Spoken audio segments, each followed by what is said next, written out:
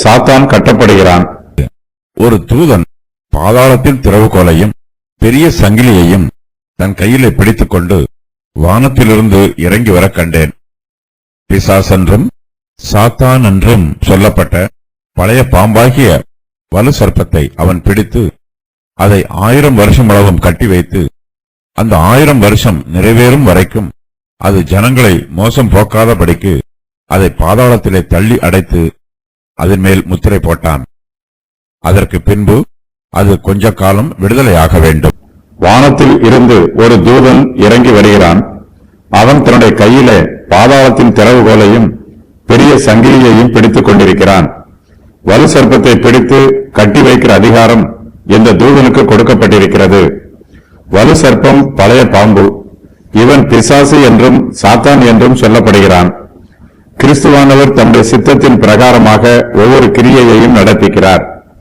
அவர் சர்வ அதிகாரம் உள்ளவர். அவருடைய அதிகாரம் ஒருபோதும் குறைந்து போவதில்லை.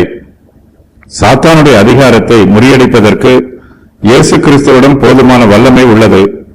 தம்முடைய சித்தத்தை நிறைவேற்றுவதற்கு கிறிஸ்துவானவரிடம் போதுமான எண்ணிக்கையில் தூதர்களும் இருக்கிறார்கள். வானத்தில் இருந்து இறங்கி வந்த தூதன் வலு சர்ப்பத்தை பிடிக்கிறான். அதை 1000 வருஷம் அளவும் கட்டி வைக்கிறான். தூதனுடைய கட்டில் இருந்து வலு சர்ப்பத்தினால் தப்பிக்க முடியவில்லை. அது ஒரு பழைய பாம்பு. அந்த பாம்பின் வல்லமை வலு சர்ப்பத்தை விடுவிப்பதற்கு போதுமானதாக இல்லை.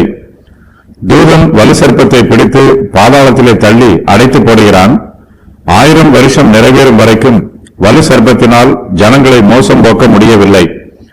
தூதன் வலு சர்ப்பத்தை பாதாளத்தில் தள்ளி பாதாளத்தின் கதவை அடைத்து அந்த பாதாளத்தின் மேல் முத்திரை போடுகிறான்.